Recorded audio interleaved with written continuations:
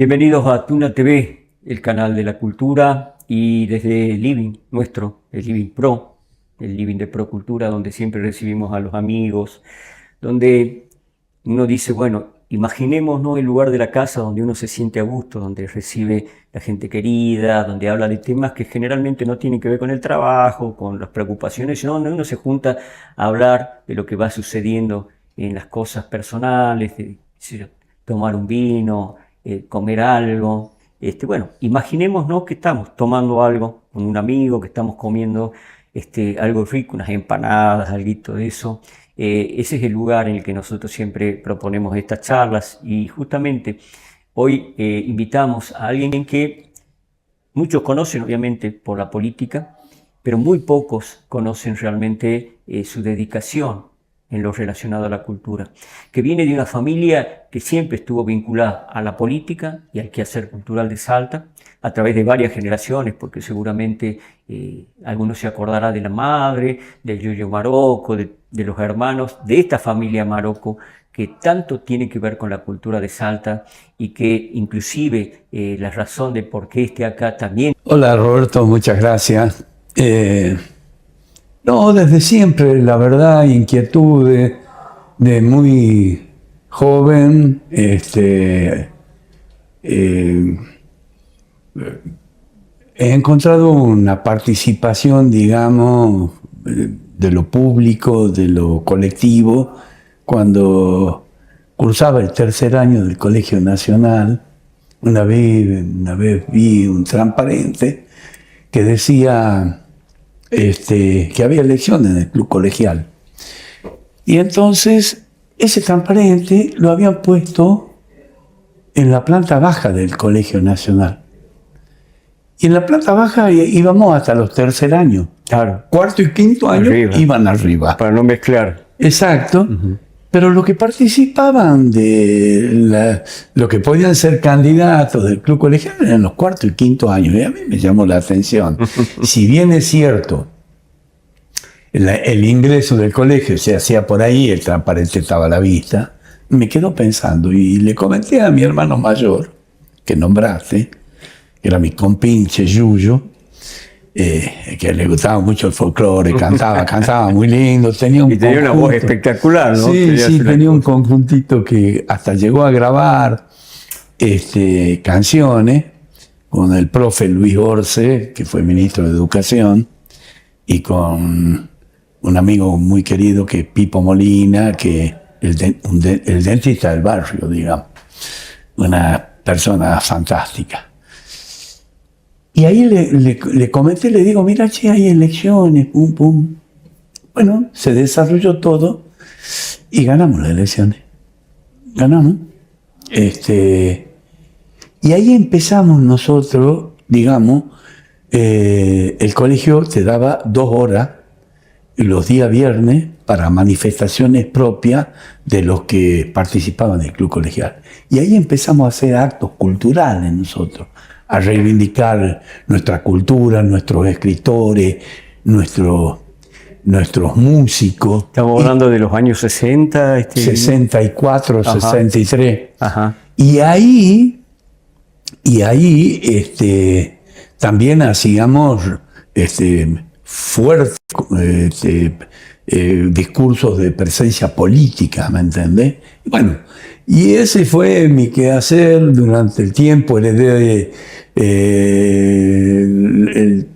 lo del periodismo de mi abuelo, de mi papá, y entonces esa es la vinculación que siempre me hizo leer. ¿En la casa se leía mucho? Sí, ¿Leía sí. tu mamá? Mi mamá era docente. Sí. Mi mamá era docente. Estricta, muy estricta. Sí, muy bien.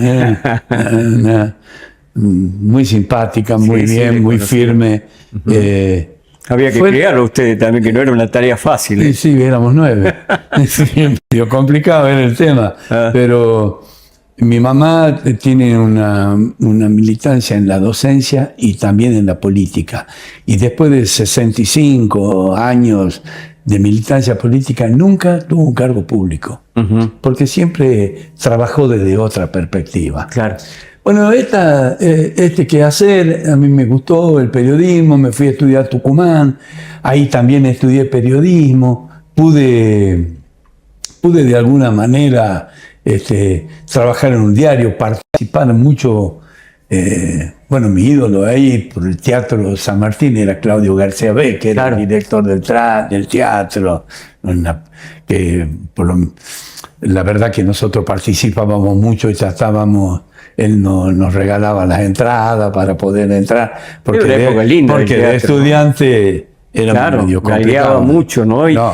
además, en esa época había demasiada solidaridad entre los grandes y los chicos, ¿no? Sí, sí, sí. Había, digamos, una especie de compartir, que no había, digamos, secta o porque era inicial, porque recién era amateur, sino que había una apertura, ¿no? Hasta el día, inclusive en los escritores, Raúl Ardanza, un escritor que pese a su edad escuchaba a los escritores jóvenes, los motivaba. Creo que todavía esa generación cuidaba, ¿no?, esa relación. Bueno, ya que has nombrado a Raúl, lo conocía mucho por el que íbamos al hipódromo. Mi viejo tenía caballo de carrera, íbamos al hipódromo y era obligado a pasar por la casa de Claro. Raúl, que vivía en la entrada del costado por donde se entraba al hipódromo, a la zona de los cuidadores. Y la verdad que, bueno, siempre Raúl con su pipa era ya uno entendía esa capacidad que siempre. Y después trabajar en el diario El Intransigente y conocer a los hermanos Nela Castro, ¿no? Claro. Que han hecho escuelas de periodismo, ¿no? Claro. Y porque mi viejo era amigo y también laburaba, yo era el cadete ahí, y eso, y una gran persona que la cual me empezó a enseñar lo que debía hacer, que también quiero nombrar, que es el doctor Demetrio Jorge Herrera, ¿no? Que era senador provincial Ujú. por la capital en el año 1965, y médico, y era el jefe de deporte del diario El Intransigente. Y él nos enseñó. Y él nos empujó porque, a ver, nos mandaba a la cancha, ¿no? Ajá. Decía, bueno, toma lápiz, papel, vos fíjate cómo forman los equipos, anda al vestuario del árbitro, le preguntás cómo se llama, hacer la crónica. Veníamos todos anotados y él se sentaba y escribía. Hasta que un día dijo, bueno, escriban ustedes. Y ahí empieza uno. La historia. Y empieza y empieza a saber que es una responsabilidad, porque ya tenés que empezar a comunicar hacia afuera. Una cosa era contarle al doctor Herrera y otra cosa es escribir para que aparezca el otro día en el diario. Claro, claro. Bueno, y ahí empieza la responsabilidad por leer, por estudiar, por capacitarte, por entender algunas cosas. ¿Y de qué disfrutabas más? ¿Del periodismo? ¿De la política? Yo lo mirás en el tiempo, ¿no? De tu relación con el arte. ¿Qué es lo que te dio más satisfacción en la vida? Y esto quizás no te lo han preguntado nunca. ¿Por la política, el arte, el periodismo? Si bien es cierto el periodismo, tanto el periodismo como la política son cosas pasionales, uno entiende. Lo que pasa es que lo de la cultura es mucho más reflexivo, ¿me entendés? Y por allá había mucho más ímpetu, ¿me entendés? Entonces, bueno, empezamos a entender cosas. Un día entré a ver una película, no sé si se llamaba 9:30 o 9:30, creo. 7:30. Bueno. Del italiano del director famoso. Claro, vi la película, salí, no entendía nada. Sí, sí, una película súper simbólica, hermética. Le digo, ¿cómo es esto? La verdad que venía al cine, pero ¿cómo íbamos al cine? Esa es otra cosa de la ventaja del diario.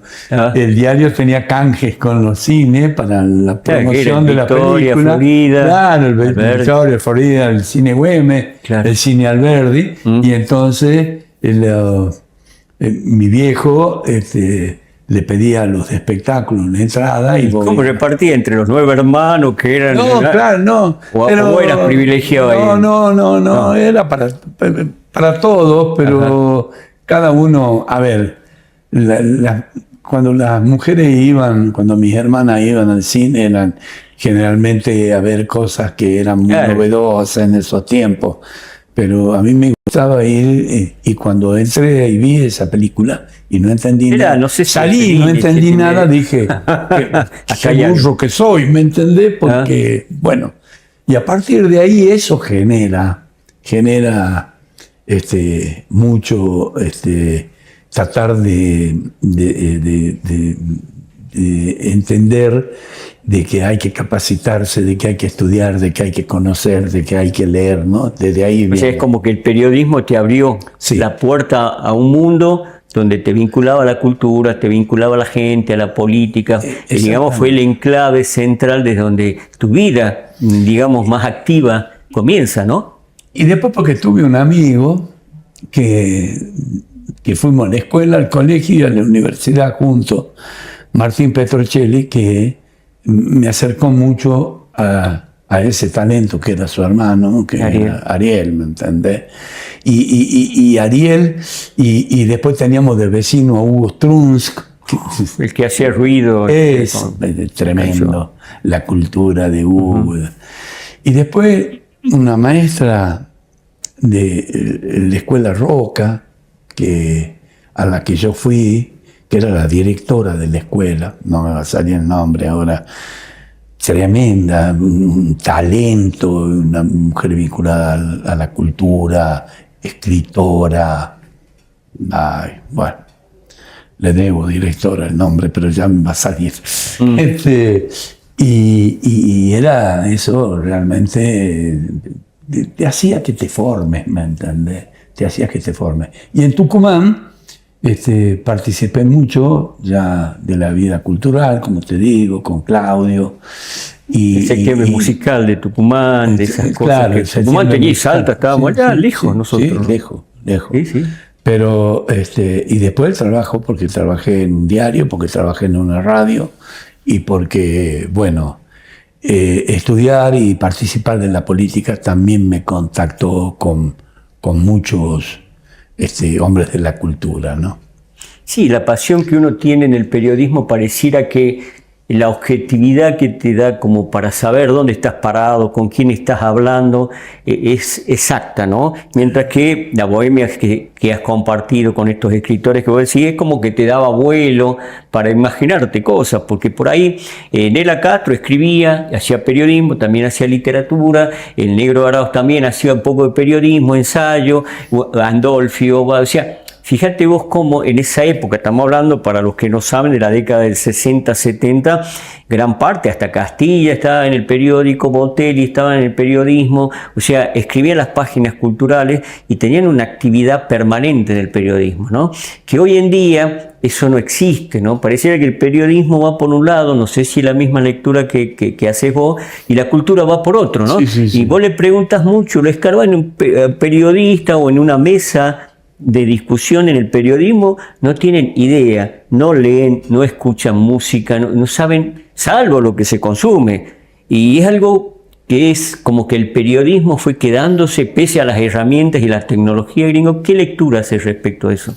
No, es así. Hoy, mirá, hoy fui a una jornada de inteligencia artificial que promovió el Poder Legislativo. Ayer a otra que promovió el Ejecutivo.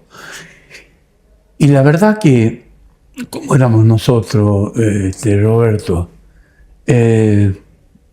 lo nombré 2 veces a José de Guardia Ponte, porque íbamos a la biblioteca. Y hoy la biblioteca está en nuestro celular, en nuestro teléfono. Pero, a ver, así como hay cosas buenas, hay cosas malas. Y en los libros también, muchas veces, cosas, tesis equivocadas, miradas distintas y demás.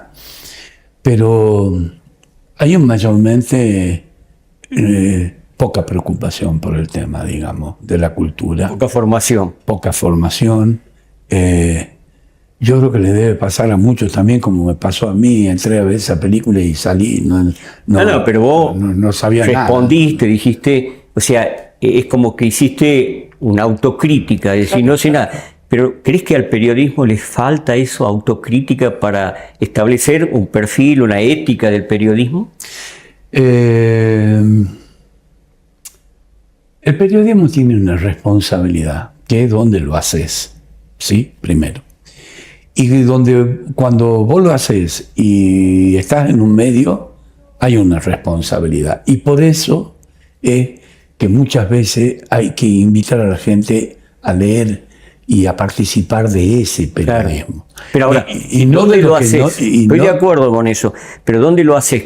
¿Como propietario, como trabajador? Porque son dos cosas distintas. No sé, claro. Cuando vos sos empleado, lo haces como el perfil del diario, de la radio, la televisión, y cuando sos propietario, decís, bueno, este sí, este no. A eso me refiero, ¿no? En las decisiones, por dónde voy a construir la relación del periodismo que va a llegar a la gente. ¿Qué quiero motivar? Quiero que la gente lea, escuche cosas buenas, comentarios, elevar el nivel de discusión, el vocabulario. O sea, tengo esa sensación, y esto es personal, ¿no? Como que el periodismo fue entrando en un callejón sin salida donde obviamente responde a estos multimedios que son monstruosos a nivel mundial, que ya sabemos por dónde pasa, y el periodismo local, que era la riqueza, el patrimonio, la identidad de una época, fue desapareciendo. Hoy en día, con internet, ¿viste? Subimos la noticia, se hace viral o lo que sea, ¿quién la hizo? No interesa, no sé ni quién. Antes vos sabías quién era el columnista de la página cultural, de policiales, deportiva, había identidad. ¿Se fue perdiendo eso? Sí, sí, sí. Pero, a ver, yo tengo un medio. Y en medio, dos conceptos. Verdad y libertad para decirla. Listo. Después, porque al día siguiente te encontrarás con la realidad, que es, y es verlo todos los días, el día a día. Yo creo que en todos los medios pasa. Y que hay una manera de conducirlos y de dejar hacer también. ¿Me entendés? Pero hay que asumir después la responsabilidad de eso.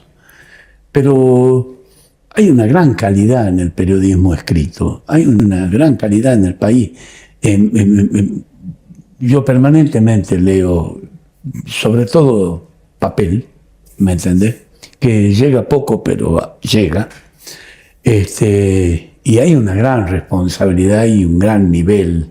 Ah. Puede haber una operación, qué sé yo, pero bueno, es desde la perspectiva también de donde lo mirás, ¿no? Porque claro, vos decís, bueno, yo soy de esta franja y por ahí es otra franja. No, está bien lo que decís, porque nos ubica bien, digamos, en la mirada de alguien que tiene un medio, que tiene una responsabilidad, como decís. Pero bueno, pero ustedes se preguntarán, ¿qué relación tiene Procultura con la actividad de Marocco? Fundamentalmente esta, que de pronto nos damos cuenta que tenemos un punto en común, que él tiene una visión de la cultura, de nuestros escritores, de nuestros músicos, que preserva, que difunde. Estuvimos el otro día compartiendo un agasajo a Chacho Echenique, a Isamara Petrocelli, promovida por él, por su gente, por su equipo, con su dedicación, obviamente, económica, de tiempo, todo, para que nos sintamos a gusto, recordemos ese momento de oro, toda la nostalgia que trae aparejada.